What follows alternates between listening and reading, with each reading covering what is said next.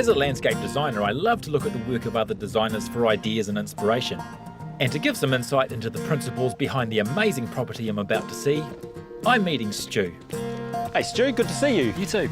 Hey look, can't miss the entranceway here. You can't, can you? We've got these fantastic two big queen palms, Michaelias and Bromeliads either side. Nice symmetrical planting, it really draws your eye to the front door. Absolutely, and some of this other planting is quite dramatic as well. I mean, here we've got blocks of plants. We've got dragon trees there, dracaenas, poor night lilies, this is xeronema, and then we've just got lomandra, basically 3 banks of plants, and then this awesome entranceway planting. There isn't. It's a nice, effective, simple design, but wait till you see what's out the back.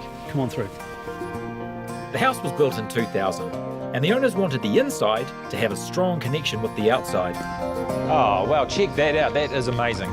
Isn't it? This is a fantastic example of a modern outdoor room. And you haven't seen anything yet, Justin? Check this out. They've got this fantastic louver system which will open and close these vents to let the sun in, or to close it up if it just gets a bit too bright, and we can keep the rain out.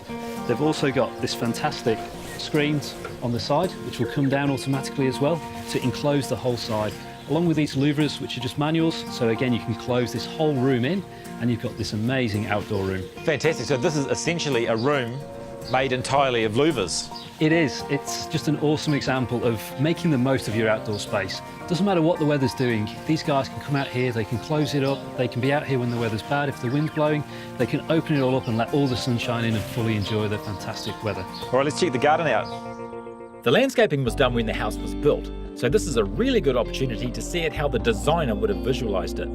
So you really get the idea that it is a transition area, either part of the house or actually part of the garden. And I mean, what a beautiful garden. Isn't it? And it's a really vibrant garden. There's just a fantastic palette of greens that they've achieved in this garden, starting with this awesome lawn, mown really high, which gives a real nice green to it, and it also makes it nice and soft under your feet. So it's a real awesome lawn that they've got here. And what have they done with the hedges? So they've got these fantastic Grisulinia hedges, nice and mature plants, which go all around the boundary of the property. So behind us there's a road, so privacy and noise was a bit of an issue. By having Grisulinia hedge, they can allow them to grow up. It's a nice dense hedge, so it really blocks out some of that noise as well. Actually, this garden's a real classic example of a basic subtropical garden, but it's done really well. You know, we've got queen palms, hibiscus, like you say, Grisulinia, Tracholospermum down the bottom there, which you get scent and the green. You know, a really lovely lawn, and it's actually really well balanced. It is. It's just a fantastic, tranquil place that they've managed to develop with this garden. Just like out the front, the designer hasn't gone for single feature plants, planted in blocks and swathes, with a focus on subtropical looking foliage and flowers. Well, Stu, this is definitely the jewel in the crown of this garden, isn't it? It is, and haven't they done an awesome job of this pool area? I particularly like the fact that there's no mowing strip under this fence. You know, it's tempting to put it in because it's practical, but the lawn seamlessly comes through the fence and joins up to the pool area. And I really like they didn't use too much concrete here. We see more and more that a lot of the concrete is then, or the pathways are taken up to the living space. This has actually minimal amount of paving, just the walkways around, which has really softened it in the environment. I totally agree. It really adds to the harmony of the whole garden. And I also see that too. You know, often people take too much green away and put in a lot of concrete, and it can be really harsh and really hot over the summer months. The other thing that's really clever about this is that they've married the tiles in with the building, so that way you actually tie the architecture into the garden as well. So the whole thing has a really strong sense of continuity.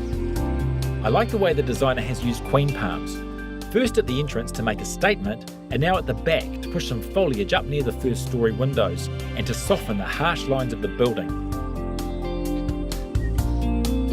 So how do you get a property looking this good? It starts with a great design and a great design brief with the client, the owner of the property. So this property is a really good example of a nice basic subtropical garden that's been executed really well. It was really, really successful. Great garden.